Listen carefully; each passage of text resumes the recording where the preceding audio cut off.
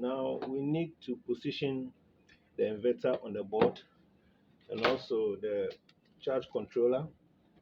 But this is an old one. This is what I have previously, but the terminals are not great. They are too small. The terminals here are too small for my battery. The wire gauge are too small. That's why I need to change it. It can be positioned anyhow you want it. The orientation has to be your choice. It can be there. The fuse block can be in there. You can place a fuse box in here. You can change the direction as to how you wanted it. But for my project, I think I would like to position the inverter somewhere here like this. Sorry, this way. Okay, so I can have my battery coming in from here, and charge controller would like to position it somewhere close,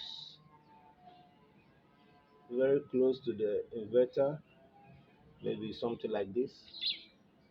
And my fuse block can be here, so I can have all the wires going to the DC outlet here. Maybe, yeah, this way is okay because I also need to have power from the battery to this particular post before I can join my other wires.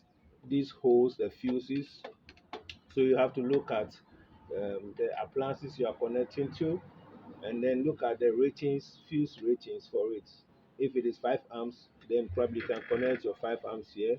If it's about 15 amps or 10 amps, your 10 amps will go there, and the negatives are at the top. So this is the rotation I want to do, and this is how uh, it will suit my project. Let me see. Then from here, we're going to mount everything, but I'm still waiting for inverter. This is just temporary for now.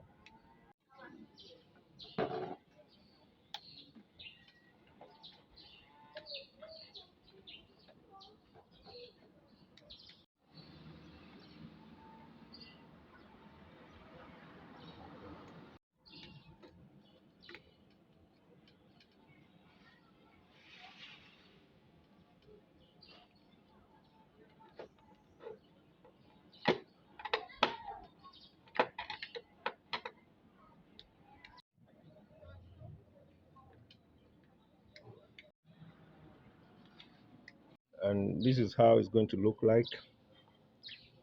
Very simple. This is the simplest way. There are other complex arrangements. I have this 150 amps which should be connecting from the battery into the inverter, but I need to change this to 100 amps because I can't trust these Chinese inverters. They give you half of what they said it can do. And the MPPT charge controller, I will need to put in a fuse in between here from the PV solar panel that is coming in into the charge controller. I need to put a fuse here so that if something happens, this machine is protected. And that is it. So two fuses will be here. This one will need to be stepped down to 100, even though it's 150. And I have my fuse box.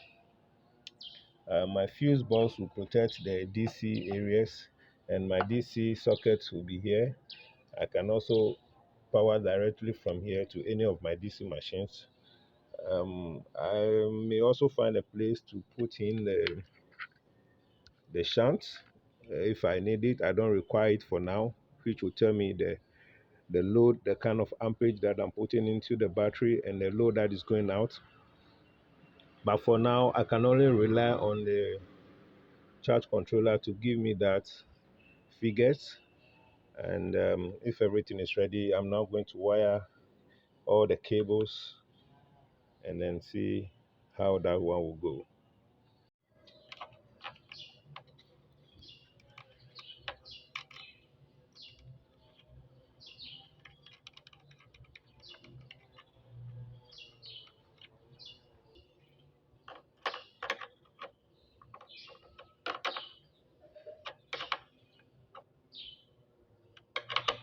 Make sure you don't tighten it too hard.